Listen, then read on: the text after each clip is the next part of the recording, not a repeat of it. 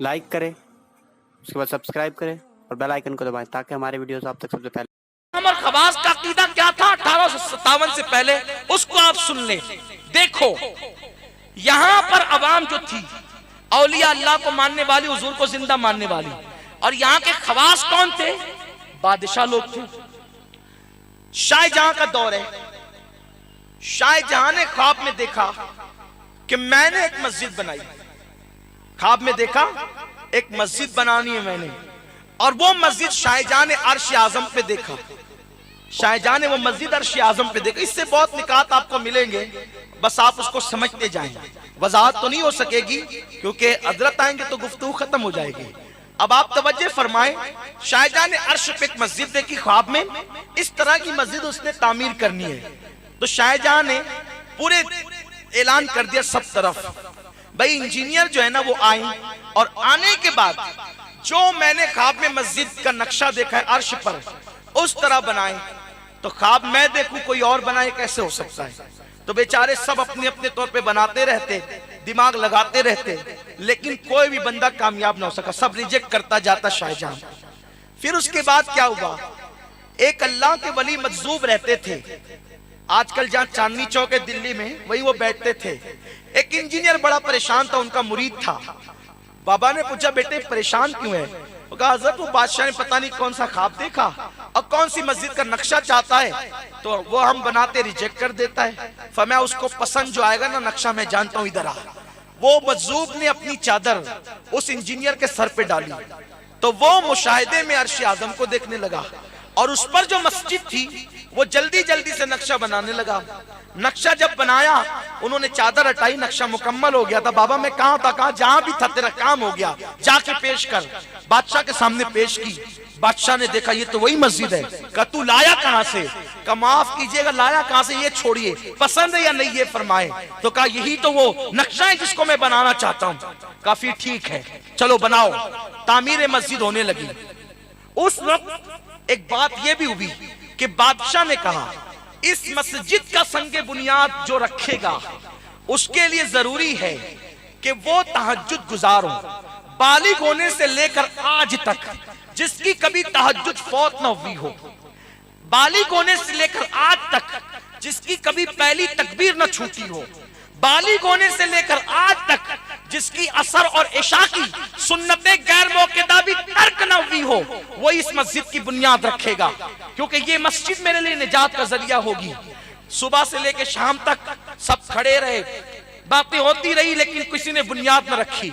जब सूरज गुरूब होने को आया तो शाहजहां खुद आगे बढ़ा, उलमा ने बाजू पकड़ा, शर्त लगाई है तब वो जब तक पूरी नहीं होगी बुनियाद रखी नहीं जाएगी। शाहजहां की आंख में आंसू थे, कहने लगे अल्हम्दुलिल्लाह, बालिग होने से लेकर आज तक कभी मेरी तहज्जुद नहीं छूटी, कभी मैंने तकबीर उला तर्क नहीं की, और मेरी असर की सुन्नतें गैर मौकेदा कभी नहीं छूटी। मुसलमानों, आज आप कहते हो कि हम बादशाह थे, आज बादशाह नहीं है। जब तक तुम नमाजों के इतने पाबंद थे तब तक तुम बादशाह थे।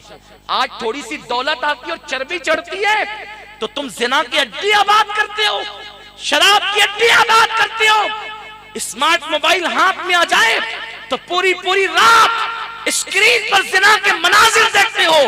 भीख नहीं मांगोगे तो क्या करोगे? कल का मुसलमान बादशाह होकर भी अल्लाह का वफादार था, रसूलुल्लाह का वफादार था, अमल भी था, अकीदा भी, दोनों चीजें अच्छी थी। तब तक इस मुल्क हिंदुस्तान पर भी इस्लाम का परचम लहराता था। आज मुसलमान ना अमल का मजबूत रहा ना अकीदे का मजबूत रहा। अमल ऐसा हो गया जुमा के दिन जाता है और 2 रकअत पढ़ के भाग जाता है, और अकीदा ऐसा हो गया पान की दुकान लगाने वाला जिसको इस्तिंजा की सुन्नतें नहीं पता, वो कहता है नबी मेरी तरह है। जिसके रंग से बीवी बेजार है कहता है नबी मेरी तरह है। और फिर जब ये बात कही जाए नबी तेरी तरह कैसे है, इसलिए कि तुझे देखकर तो कोई नमाजी भी नहीं बनता, हुजूर को देखकर लोग सहाबी बन गए। तो लोग कहते हैं जाहिरी तौर पे, हम कहते हैं नबी के जाहिरी की तो बात हो रही है, बातिन की बात करना तो अबू बकर सिद्दीक ने भी नहीं किया। हुजूर का बातिन तो अबू बकर भी नहीं जानते, हम क्या जाने। आका ने फरमाया या अबी बकरिन लम यारिफ भी हकीकतन गैर रब्बी, अबू बकर मेरी نہیں جانتا, تو ان کا باطن تو صرف رب جانتا ہے. خدا کہتے نہیں بنتی, جدا کہتے نہیں بنتی, خدا پہ تم کو چھوڑا ہے, خدا جانے کے کیا تم ہو, ہمیں کیا پتا. ہم تو بس اتنا جانتے ہیں کہ تم اللہ کے رسول ہو, اللہ کے حبیب ہو, بعد از خدا بزرگ. تو یہ قصہ مختصر. تو لوگوں, مسلمان کیسا تھا جب تک تمہارے اندر عیاشی نہیں تھی, جب تک تمہارے اندر پاپ نہیں تھے, جب تک تمہاری بیٹیاں پردے کی پابند تھی, جب تک تمہارے گھروں میں, تمہارے قلعوں میں مسجدیں ہوا کرتی تھی, جب تک تمہارے یہاں صبح کو روزانہ تلاوت قرآن ہوتی تھی, جب تک تمہارے بچے تلاوت قرآن کرتے تھے, حافظ قرآن ہوتے تھے, اس وقت تک تم کامیاب تھے. آج مالدار اپنے بچے کو ڈاکٹر تو بنانا چاہتا ہے لیکن عالم دین بنانا نہیں چاہتا, کیونکہ قوم کا مزاج بنا ہے عالم بن کے مسجد کی امامت تو کرے گا. کس نے کہہ دیا کہ ہر عالم کو مسجد کی امامت ضروری ہے؟ کس نے کہا عالم کو مسجد کی امامت ضروری ہے؟ ارے عالم اگر انجینئر بن جائے, عالم اگر ڈاکٹر بن جائے, عالم اگر ٹیچر بن جائے تو کیا نہیں بن سکتا؟ کیا 1857 سے پہلے ہندوستان کی کورٹ کا, عدالت کا چیف جسٹس فضل خیر آبادی کی شکل میں عالم بھی ہوتا تھا اور جج بھی ہوتا تھا؟ جب تک امت میں فرقے نہیں تھے, فضل خیر آبادی جو ہندوستان کے لیے جس نے سب سے پہلے انقلاب کی آواز بلند کی, تن کے گورے من کے کالے انگریزوں کو ہندوستان سے نکال باہر کرنے کا فتویٰ جس فضل خیر آبادی نے دیا, وہ جج بھی تھے, عالم بھی اور حافظ قرآن بھی تھے, اور خانقاہ کے شیخ کے طریقت اور پیر بھی تھے. عدالت میں بیٹھ کر ظہر سے پہلے فیصلے کرتے, اذان ہوتی تو نماز ظہر پڑھاتے. ہمارے ہندوستان میں سونے کی چڑیا میں اس طریقے کے ہیرے جواہرات تھے, لیکن آپ کو پتا نہیں آپ کی تاریخ بدل دی گئی ہے, آپ کی ہسٹری کو تبدیل کر دیا گیا ہے.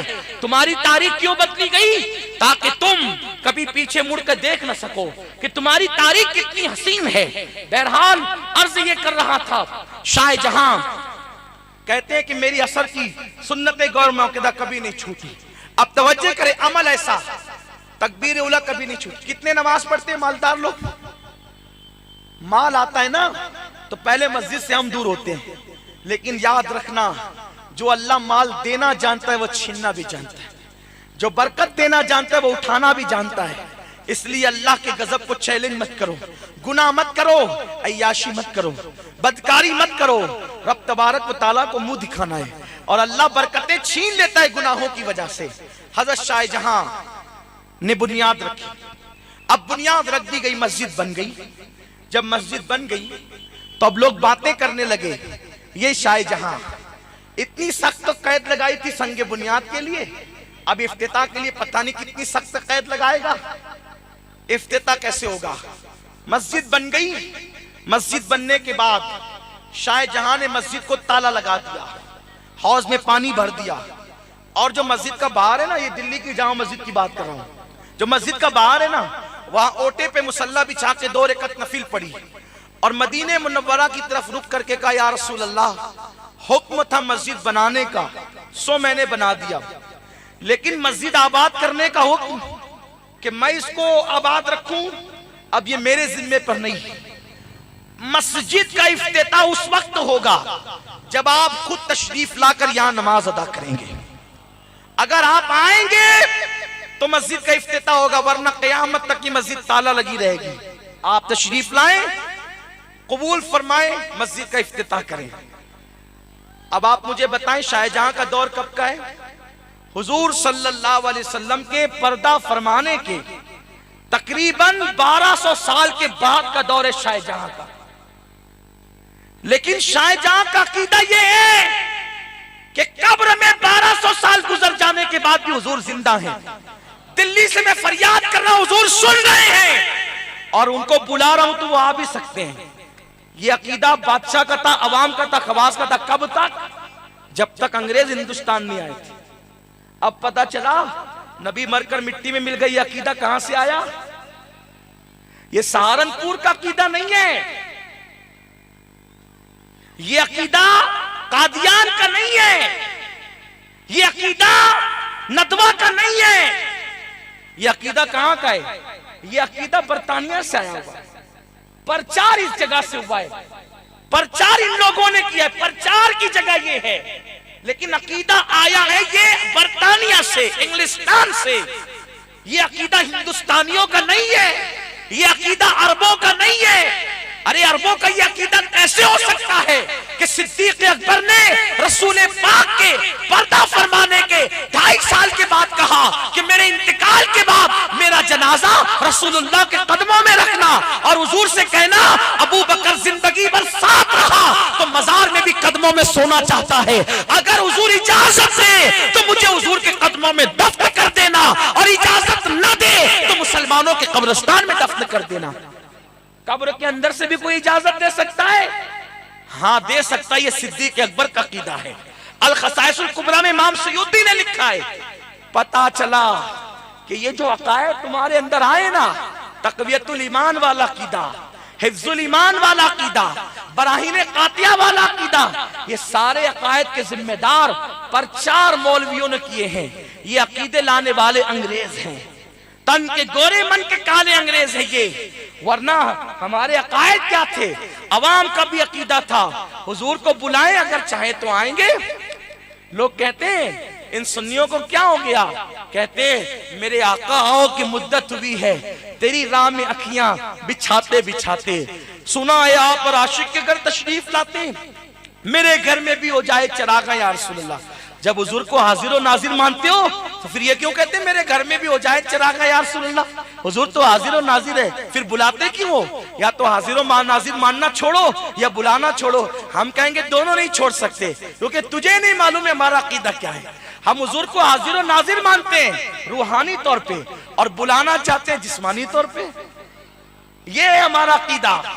وہ تو کہتے ہیں حضور اگر جسمانی طور پہ بھی آ جائے تو کرم ہوگا۔ بہرحال شاہ جہاں نے کہا حضور آپ تشریف لائیں، اگرچہ یہ تاریخی واقعہ ممکن ہے اس کو کوئی مانے نہ مانے، لیکن ابھی ہم اس کو دلیل سے مزین بھی کریں گے قرآن اور حدیث کی، یہ تاریخی واقعے کو۔ پھر کیا ہوا؟ شاہ جہاں نے کہہ تو دیا، کئی دن گزر گئے، روز دروازہ کھلتا، صبح کو ہاؤس دھویا جاتا، پانی پھینکا جاتا، نیا پانی بھرا جاتا، بس کسی کو نماز پڑھنے کی اجازت نہ تھی۔ شب جمعہ میں شاہ جہاں نے خواب دیکھا کہ حضور تشریف لائے، مسجد کے اندر اترے، اترنے کے بعد حضور نے بیٹھ کے وضو کیا، اور حضور آئے تو حضور کو وضو کی ضرورت کیا ہے، لیکن حضور نے وضو کیا، وضو کرنے کے بعد حضور نے نماز پڑھی، آنکھ کھلی، غسل کیا، علماء کو، سادات کو، مشائخ کو اور سپاہی کو لے کر لال قلعے کے راستے سے جامع مسجد آئے، اندر سے راستہ تھا، اب بھی ہے، تو آئے تو کہا کہ جمعہ کی نماز سے مسجد شروع کر دو۔ علماء نے کہا کیوں؟ آپ نے تو کہا تھا جب تک حضور نے کہا حضور آ چکے، کہا یہ خوشبو نہیں دیکھتے حضور آ رہے، خوشبو آ رہی ہے، کہا خوشبو تو آ رہی ہے لیکن شاہ جہاں کوئی دلیل چاہیے علماء کو، تو کہا میں نے خواب میں حضور کو وضو کرتے بھی دیکھا ہے حوض پہ، تو جب حوض پر آئے تو اب بھی پانی بہ رہا تھا۔ اس دن سے لے کر آج تک جہاں حضور نے بیٹھ کے وضو کیا تھا اب بھی اس جگہ پہ جالی لگا دی گئی، جا کر کے دلی کی جامع مسجد دیکھ لو، آج کل سے جالی نہیں لگی، اسی دور سے لگی ہے جالی، اور لکھا ہوا ہے کہ یہ جگہ حضور علیہ السلام کے وضو کرنے کی جگہ ہے، فارسی میں لکھا ہوا ہے، آج بھی آپ جا کے دیکھ سکتے ہو، وہاں کسی کو بیٹھنے کی اجازت نہیں ہے، جالی لگی ہوئی ہے، آج بھی لگی ہوئی ہے۔ اب آپ مجھے بتائیں کہ حضور آ کر مسجد کا افتتاح کرتے ہیں، سارے علماء نے اتفاق کیا، تو یہ عوام اور خواص کا عقیدہ کب تک تھا؟ 1857 سے پہلے تک تھا، لیکن جب انگریز آیا تو اس نے ہمیں لڑانا چاہا، اور یہودیوں نے عیسائیوں میں فرقے بنائے تو انہوں نے بھی ہمارے اندر فرقے بنائے، اور پھر ہندوستان کا مسلمان فرقوں میں تقسیم ہونے لگا، لڑائیاں شروع ہوگی۔ اب جو لوگ جو بھائی کہتے ہیں کہ متحد ہو جاؤ، ہم کہتے ہیں بالکل ہو جاؤ، لیکن ان سے کہیے جنہوں نے فتنہ پیدا کیا ہے، ہم تو اپنے گھر میں بیٹھے ہوئے ہیں۔ دیکھیں ایک مثال بتاتا ہوں، ایک ماں کا اور باپ کا گھر ہے، اب باپ کے بیٹے ہیں 10، ٹھیک ہے، اس کے 10 بیٹے ہیں، بیٹا شادی کر کے نکل کے گیا الگ، دوسرا نکل کے گیا الگ، تیسرا نکل کے گیا الگ، چوتھا نکل کے گیا الگ، 10 کے 10 بیٹے میں سے 9 الگ الگ ہو گئے، اور ایک بیٹا ماں کے پاس اور باپ کے پاس بچا۔